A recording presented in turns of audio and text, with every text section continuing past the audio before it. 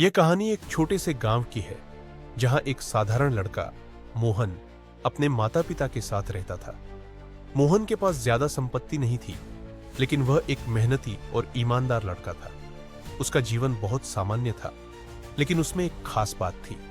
वह हमेशा किसी अच्छे मौके का इंतजार करता रहता था। मोहन का जीवन बहुत ही साधारण था। वह हर सुबह उठता, गाय बकरियों को घास डालता और फिर खेतों में काम करता।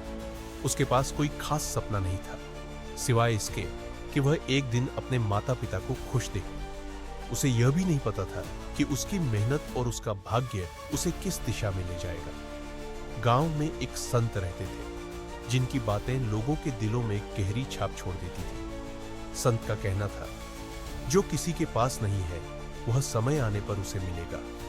यह संत हमेशा लोगों को अपने कर्मों के अनुसार जीने की सलाह देते थे।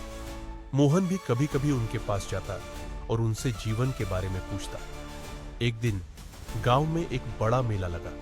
इस मेले में बहुत सारी प्रतियोगिताएं थीं और पुरस्कार भी बहुत आकर्षक थे। संत ने मोहन से कहा, यह अवसर तुम्हारा इंतजार कर रहा है, जो तुम्हें अपनी किस्मत को बदलने का मौका देगा।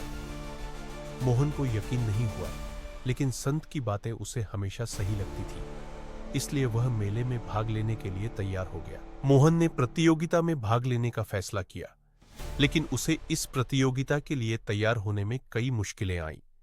उसके पास पर्याप्त धन नहीं था और उसे इस बड़े इवेंट के लिए सही उपकरण भी नहीं मिल पा रहे थे।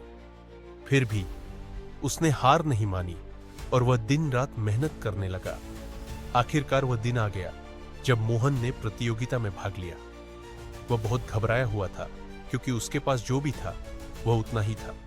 अन्य प्रतियोगी अधिक तैयार थे और उनके पास हर चीज थी, लेकिन मोहन ने अपने दिल की सुनी और पूरे जोश के साथ प्रतियोगिता में भाग लिया। प्रतियोगिता के बीच में अचानक कुछ ऐसा हुआ जिससे सब लोग चौंक गए। प्रतियोगिता के अंतिम चरण में मोहन ने एक ऐसा तरीका अपनाया जो पहले किसी ने नहीं सोचा था।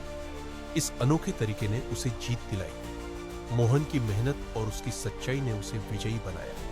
वह पुरस्कार जीतने के बाद भी संत का वह वचन याद रखता था, जो तुम्हारे लिए लिखा है वही मिलेगा। मोहन की जीत ने न सिर्फ उसकी जिंदगी बदल दी, बल्कि पूरे गांव को एक संदेश भी दिया। अब मोहन के पास पर्याप्त धन था, लेकिन सबसे बड़ी बात यह थी कि उसने यह साबित किया कि मेहनत और विश्वास से कोई भी सफलता पाई जा सकती है। संत का वचन साकार हुआ। भाग्य का लिखा कभी नहीं मिटता।